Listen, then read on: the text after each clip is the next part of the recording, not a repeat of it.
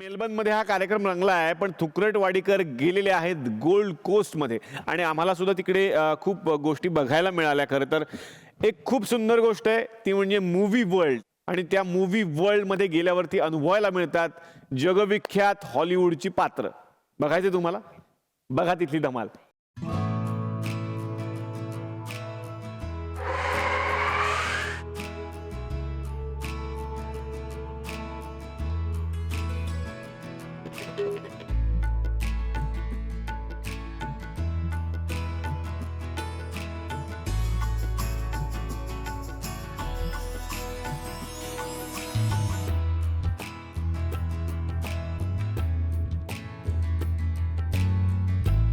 नमस्कार सर.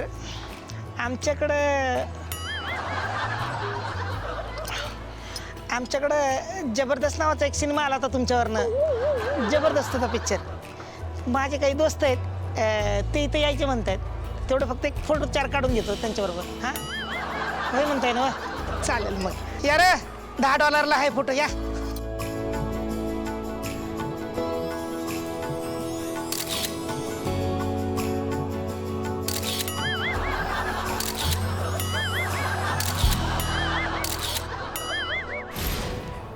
अरे सेम दादा. सेम दिसते. कोण तुम्ही? हा काय? Hi, I am a great comedian Bhau Kadam. My name is भाऊ कदम. थँक्यू. मला असं कळलं तुम्ही अजिबात हसत नाही, पण टेन्शन नाही. मी तुम्हाला एवढं हसवी ना, तुम्ही बघाच आता. मी जोक सांगतो तुम्हाला. एक मुंगी असती, तर दुसऱ्या मुंगीच्या कानात काय सांगती ज्याच्यामुळे ती बेशुद्ध पडती? ती म्हणती मी तुझ्या पोराची आय होणार आहे.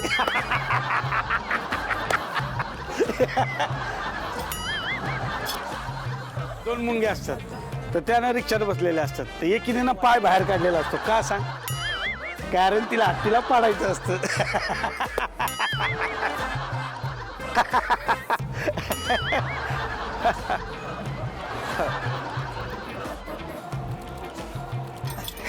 एवढा हसवला ना, हसून हसून एकदम गप्पच झाला. वाटलंच मला. तुम्ही हसं करता.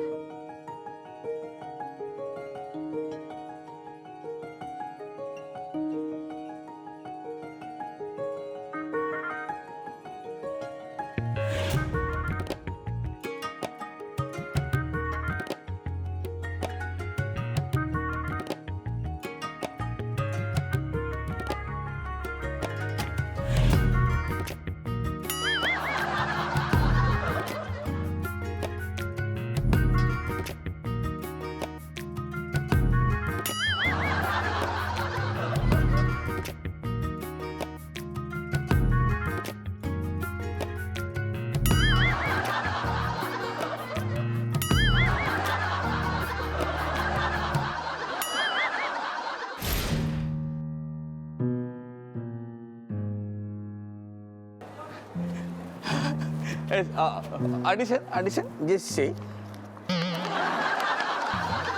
हाय, जेव्हा पृथ्वीवर अन्याय अत्याचार होतो त्यांना वाचवण्यासाठी येतो Batman.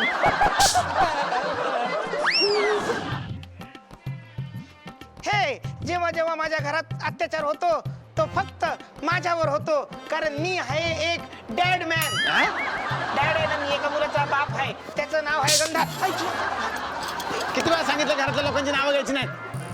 Okay, next is Sagar Karande.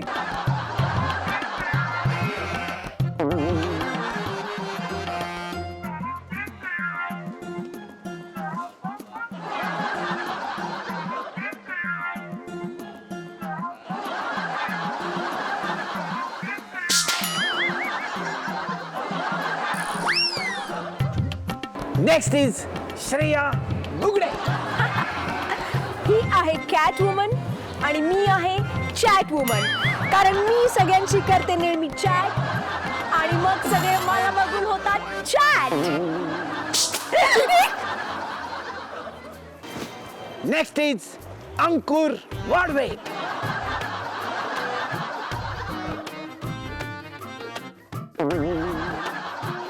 जेव्हा पृथ्वीवर अन्याय अत्याचार होतो तेव्हा अवतार घेतो बॅटमॅन.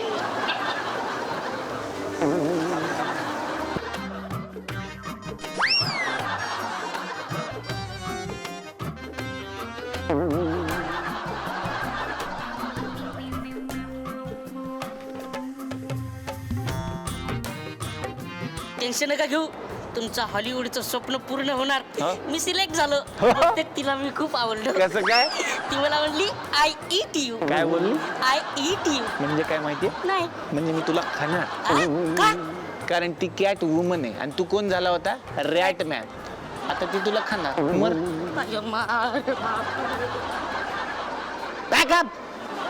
पुन्हा एकदा ब्रेक नंतर तुम्हा दोघांचं स्वागत. आणि सगळे लोक शेतीशीच निगडित आहेत. प्रत्येकाच्या घरी शेती आहे. आता इथे नसली तरी आपल्या गावी आहेत. आणि शेतीत एक गोष्ट असते ती म्हणजे बुजगावणं. बुजगावणं कशासाठी असते तर पाखरं येऊ नयेत, चिमण्या येऊ नयेत म्हणून ते बुजगावणं असतं आणि ते घाबरतात बुजगावण्याला. तर ते बुजगावणं तुम्हाला आता बनवायचंय. एक तुम्ही बनवायचंय, एक त्यांनी बनवायचंय. साहित्य मी तुम्हाला देणार आहे आणि ज्याच्या बुजगावण्याला चिमण्या घाबरतील तो जिंकला. आणि लोक सांगतील की कुणाचं बुजगावणं असं आहे की त्याला चिमण्या घाबरतील. तुम्ही सगळे जज. ठरलं? चला साहित्य घेऊन या.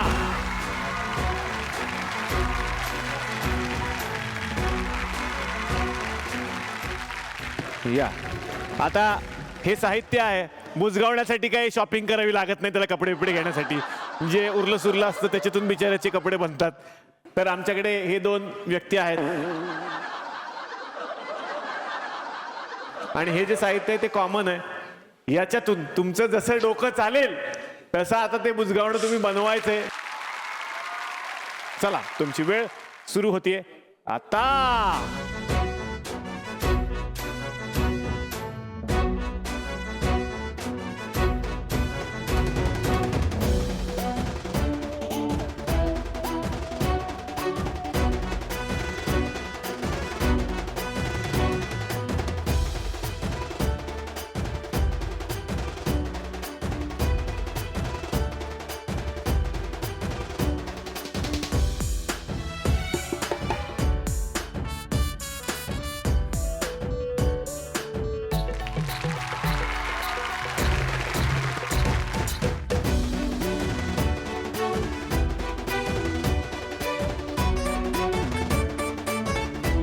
दहा, 9, 8, 7, 6, 5, 4, 3, 2, 1.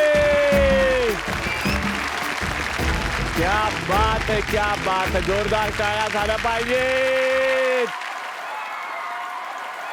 खतरनाक खतरनाक खतरनाक. म्हणजे खूपच सुंदर प्रयत्न. आणि मला वाटलं होतं राणाजी आता जवळजवळ पुढे पुढे चाललेत, पण शेवटी पाठकबाईंनी ते बनवलं. फक्त त्यांनी हळूहळू ती इतकी लाकडं लावायला सुरुवात केली होती नंतर. तर आता वोटिंग घेऊया.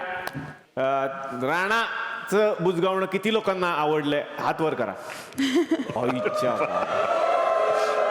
बापरे, जवळजवळ 95% पकडून घेऊया आपण.